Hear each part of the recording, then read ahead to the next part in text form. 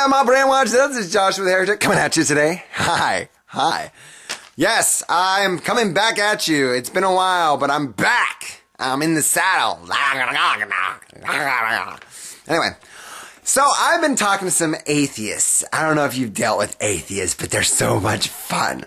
Anyway, they have brought to my attention that there's this thing, and it's a phenomenal, I'm going to give them credit for this. This is a phenomenal argument, and I dig it. I totally dig it.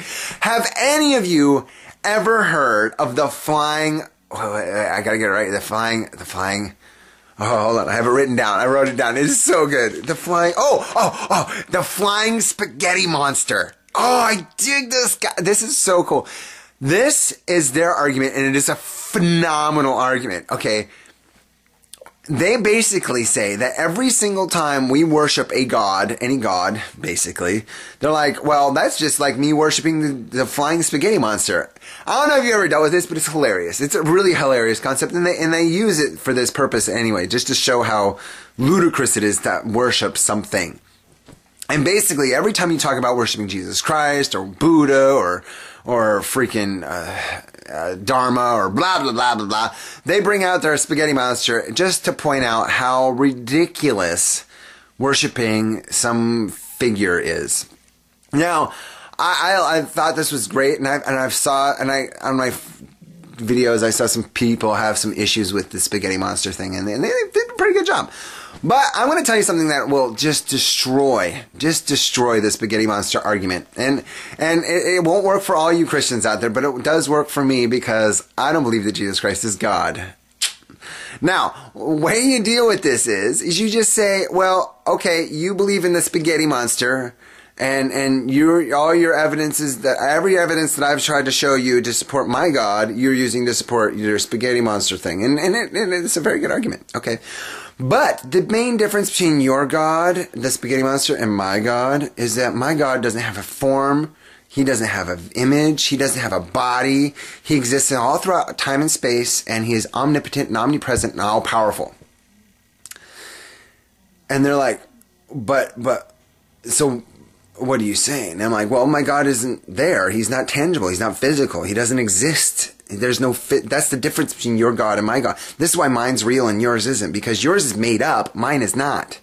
Now no, mine really exists. I'm like, no, you just made up. You had this spaghetti thing, and my God is intangible, invisible. He does not live on this plane. He exists in this plane, but he lives out. No man can fathom what God looks like.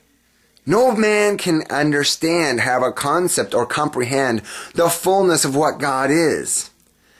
And what you have made in your spaghetti monster is a finite image of something, and so therefore it cannot be the true God.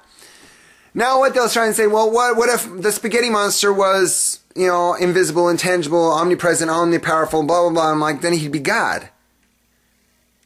And just have to change the name, and it's the same guy. And so we worship the same dude. Rock on. So at that point, they get really frustrated because they can't make the jump. Because that spaghetti monster argument works against idolaters, but it does not work against those that worship the true God who has no image or form or anything. If you worship the true God, there's nothing tangible you can link it to. There's nothing tangible you can associate it with. This is why idolaters were all stoned. Because they were worshiping the wrong God.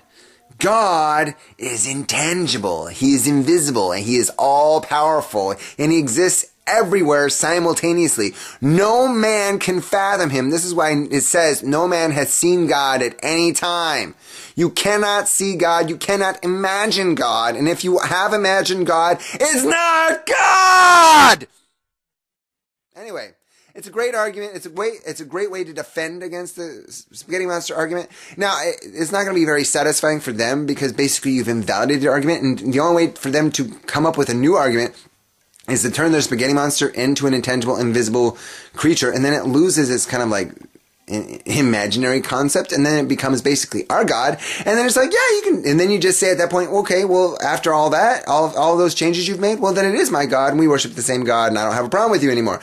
infuriates the crap out of them. But it works. It's a really great way to nip it in the bud.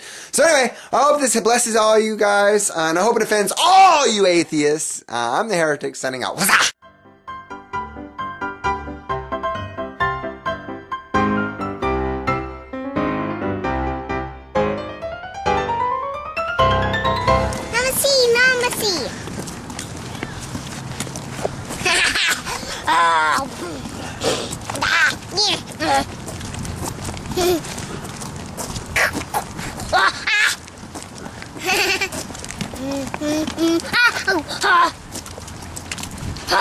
Ha!